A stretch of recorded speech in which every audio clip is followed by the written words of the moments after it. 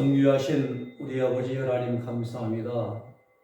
오늘도 저희들이 거룩한 성도들의 삶을 연구하면서 베네딕트 성자를 연구하고자 합니다.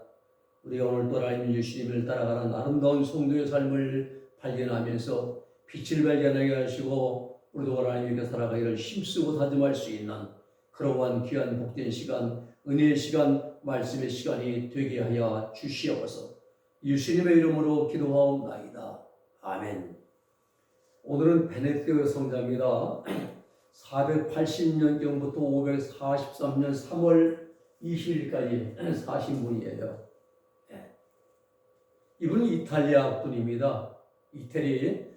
베네딕트는 480년경 이탈리아 중부 농촌 도시 누르시아에서 출생을 했습니다.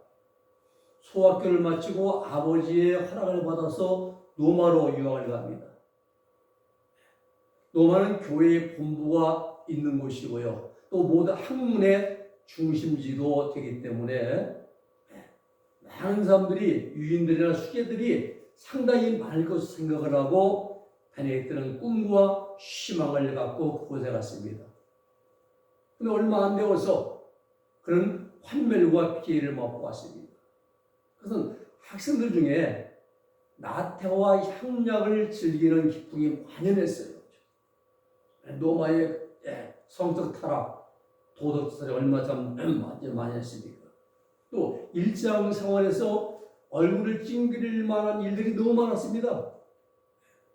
그래서 베네딕트는 생각하기를 로마는 내가 있을 곳이 아니라 생각하고 엠피대로 이전합니다.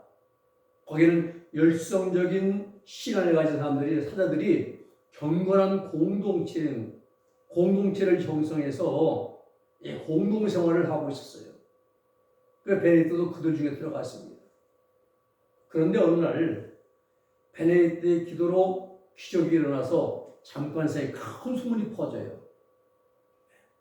겸손한 베네딕트는 이를 고통스럽게 여기면서 남몰래 스비하고 산속에 있는 아무도 모르는 동굴에 들어가서 은둔생활을 시작합니다. 우리 같으면 말입니다. 기도해가지고 누가 병이 나오면 내가 이만 능력자다 신분 내고 광고 내고 말입니다.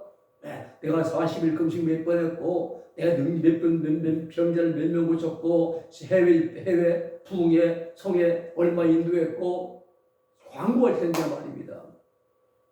자기 PR할 텐데 베네딕트는 오히려 그러한 소문나는 것을 고통스럽게 여기면서 산속으로 들어가 동굴 속에 들어가 은둔생활을 합니다. 그의 소재지를 아는 사람은 노미노라고 하는 나이 많은 늙은 수사꾼이었습니다. 이 노미노 수사가 가끔 자신이 먹기도 부족한 빵 가운데 얼마를 떼어주고 갖다 줍니다. 이 베네딕트는 이러한 고마운 빵으로 연명하면서 오로지 기도와 묵상에만 몰두했습니다. 철저한 회개 생활과 보면은 상반되죠. 어느 때가 베네딕트는 아주 심하게 저녁 때문에 악마의 유혹을 당한 일이 있어요. 마귀의 말입니다. 그때 가슴 속에서 불타는 은욕을 극복하지 못하고 이제 수도생활하다가 앉아서 핀자에 좀 쉬고 있는데 동굴 입구에 옛날 애인이 찾아온 겁니다. 당신이 어떤 일이라고 하더니 베네딕트 추워요. 베네딕트 추워요. 좀 옷을 덮어주 이제 자기 옷을 벗어가지고 이제 덮어주려니까 추워서 안아주면서 순간 나도 모르게 안고 보니까는 여인의 나체가 보이고 안았는데 마귀가 뵈면서 낄낄대면서 베네딕트는 나한테 쏘았다면서 동굴을 빠져나갔어요. 그의 은욕을 극복하지 못하고 마귀의 유혹에 실패하고 베네딕트는 그대로 다 벗습니다. 벗고 가시던 물속에 뛰어들어갔어요. 그 뒹굴면서 온몸을 피투성되도록 회개한 거지. 막 찔리고 피를 흘리면서 둥글면서 하나님의 은총을 입어서 그 유혹을 이길 수 있었고 다시는 그러한 유혹을 당하지를 않았습니다. 우리 같으면 은근히 즐기겠죠. 마음으로 즐기고 생각으로 즐기고 눈으로 보고 즐기고 그러겠죠. 범죄 말입니다. 이 시비하고 상골 속에서 3년간 정말 은둔 생활과 온전한 고독 속에서 명상을 했습니다. 이때 자기 한 사람만을 지켜라는 것이 수도 생활의 전부가 아니라는 것을 깨닫게 되었어요. 그때부터 천진난만한 목동들을 모아놓고 교회의 교리를 가르쳤습니다. 그러면서 이제 수도를 쓰게 됩니다. 베네딕트의 명성을 듣고 수도 생활을 하고자 하는 뜻을 가진 사람들이 점차로 몰려들어와 점점. 그래서 수도원을 세우고 원장이 되었습니다. 그때 근처에 있는 비고바로 수도원의 원장이 돌아가셨는데 그 수도원 수사들은 덕망이 높은 베네딕토에게 후임 원장이 되어주기를 간곡히 요청했습니다. 그들의 간청을 못 이긴 베네딕토가 취임을 승낙했지만 안타깝게도 그 수도원은 규율이 문란하고 퇴폐적인 분위기가 농후했으므로 베네딕토는 철저하게 개혁을 하려고 시도했습니다. 그런데 시간이 지날수록 새롭게 개혁하려는 신임 원장, 베네딕토 원장과 구태의연한 생활을 즐기던 수사들 사이에 갈등이 생기는 거죠. 수사들은 새 원장을 싫어했지만 자기들이 모셔온 이상 어떻게 공공연하게 배척할 수가 없는 겁니다. 그래서 가증스럽게도 베네딕토 원장을 살해하려고 흉기를 꾸미고 전면 식사 때에 포도주에 독약을 넣어서 베네딕토가 이제 먹게 만들었어요. 이 수사들입니다. 이 베네딕토가 식사하기 전 기도하면서 십자가 표시를 하자 갑자기 독이 든 잔이 돌에 맞은지 작게 되어버렸어요. 그러자 베네딕토는 수사들의 음모를 알고 그들의 무모함을 한탄하면서 그날로 수도원을 떠나서 스비하고 산으로 이제 돌아왔습니다.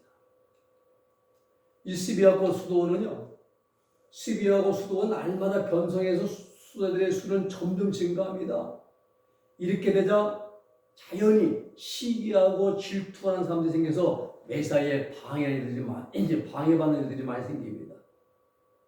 베네딕토는 그곳을 떠나서 남쪽에 있는 몬테카시노 산의 당도에서 그곳에서 수생활을 계속했습니다. 이 몬테카시노 주변에는요, 주민들이 우산을 많이 섬겼습니다. 산 꼭대기에도 우산이 세워져 있어요. 베네딕토는 그 우상의 제들을 헐어버리고 그 자리에 세례 요한의 성당을 세우고 그 근방에 성 마르틴 성당과 수도원을 세웠습니다. 이곳이 오늘날까지 베네딕토 수도원의 본부가 됐어요.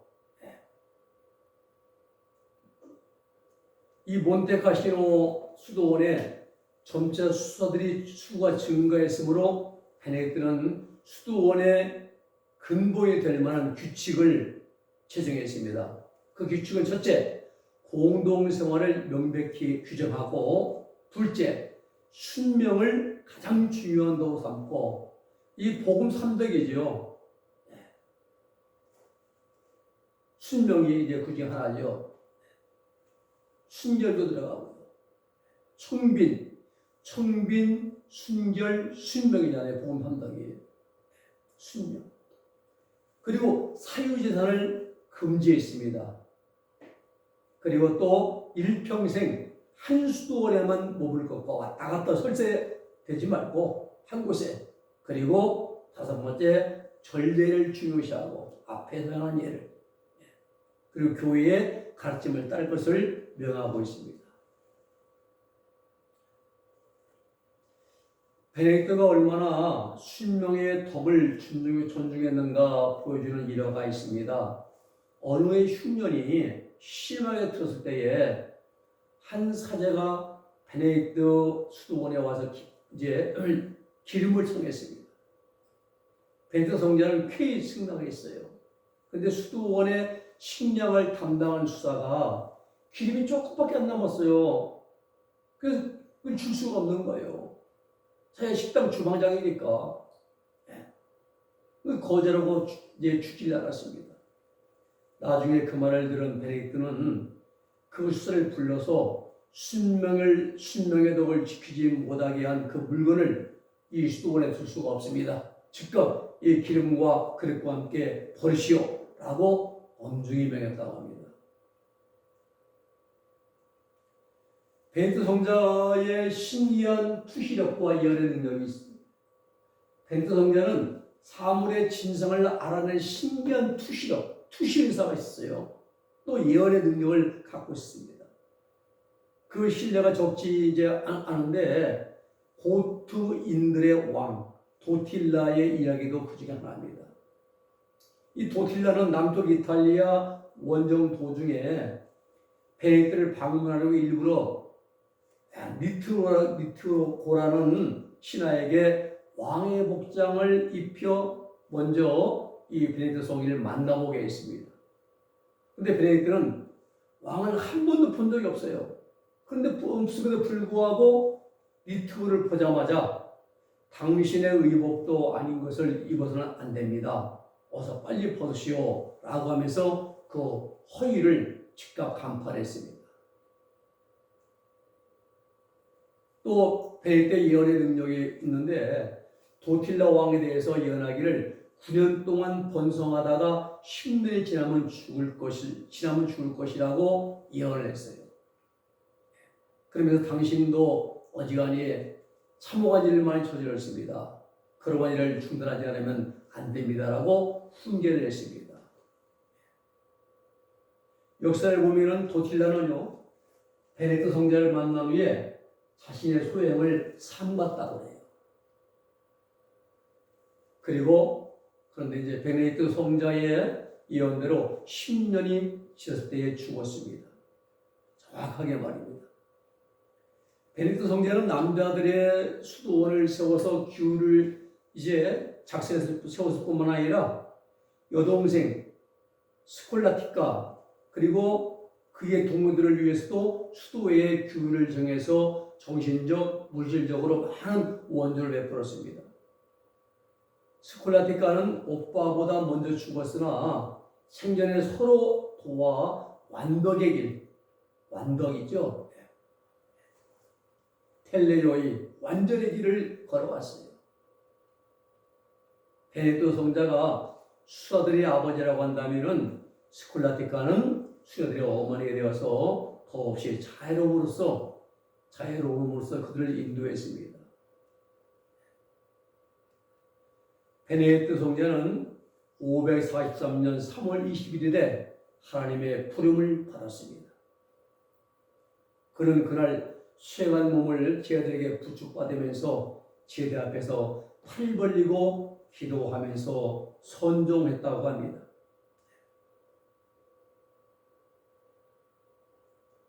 오늘 여기까지 하고 다음에는 요한 웨슬리 마지막 시간으로 요한 웨슬리에 대한 말씀을 우리가 공부하도록 하겠습니다. 기도하겠습니다. 거룩하신 아버지 하나님 감사합니다. 오늘 저에게 베네딕토 성자의 아름다운 그 수도 생활의 모습을 보면서 항상 하나님 우리도 하나님 오직 주만 바라보고 주님을 의지하고 주님만 사랑하고 주님만 섬길 수 있는 믿음과 신앙과 삶을 살게 하여 주시옵소서. 예수님의 이름으로 기도하옵나이다. 아멘.